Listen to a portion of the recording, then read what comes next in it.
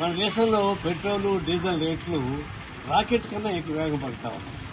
Rocket ప్రయోగం వేరు, diesel ప్రయోగం, పెట్రోల్ ప్రయోగం వల్ల ప్రజానీకానికి యావత్ భారతదేశం సమాజానికి నష్టం వస్తుంది.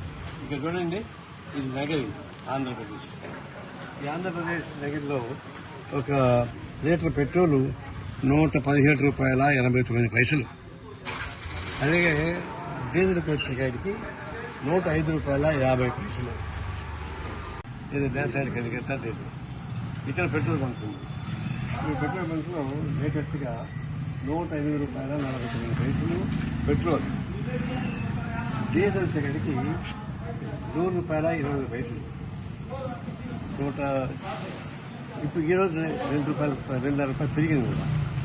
అంటే వర్షం పెట్టి పెరుగుతూ ఉంది. అయితే తమిళనాడుకు ఆంధ్రాకి మళ్ళీ తేడా వస్తాం.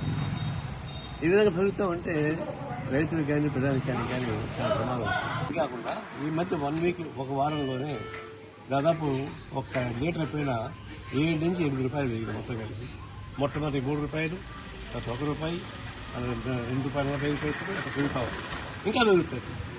అంటే ఈ విధంగా పెంచుకుంటూ పోతుంటే అదేమంటే ఇరాన్ వారు, తర్వాత అమెరికా వారు అని చెప్తారు. దానికి దీనికి ఇంటర్నేషనల్ బ్యాలెన్స్ ఎక్కడ చూడాలి. అంతర్జాతీయ స్థాయిలో బ్యారెల్ రేట్లు పెద్దగా పెరగలేదు.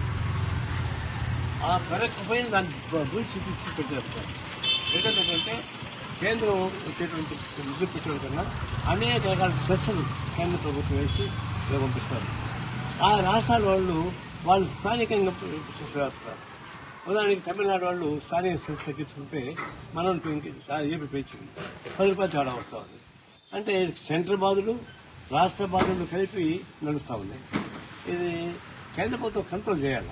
ఆయా రాష్ట్రాలకి వాళ్ళు ఇష్టం వచ్చినట్టుగా లోకల్ సెస్ వాళ్ళు వేస్తూ ఉంటే, మీకు ఇష్టం వచ్చిన అంతర్జాతీయ సెస్ మీరు వేసుకుంటా ఉంటే, అంతర్జాతీయ చూడాలంటే తెలుసండి. ఒక బ్యారెల్ ఇప్పుడు ₹100 డాలర్ అంటున్నారు. లెక్క చేయండి ఎంత పెరుగుతుందో. ఇది కేవలం వేల లక్షల కోట్ల రూపాయలు లూటీ చేస్తున్నారు. దాదాపు 30 లక్షల కోట్ల రూపాయలు ఈ ఆయిల్ వల్లనే కేంద్ర ప్రభుత్వం లూటీ చేస్తారు. ఇంకా లూటీ చేసి ఎవరి చేస్తున్నారు అది లెక్క పక్క లేదు. ఇది భారతదేశ ప్రజానికి కుంగదీసే పరిస్థితుల్లో డీజిల్ ఆయిల్ రేట్లు పెరుగుతూ ఉన్నాయి. ఇది ఎట్లా పెరిగితే ఇంకా ఇట్లాంటివి వస్తాయి. ఈ గొంగళ పురుగులు వస్తాయి, కాక్రోచ్లు వస్తాయి, ఆ ఉద్యమాలు పెరుగుతూ వస్తాయి.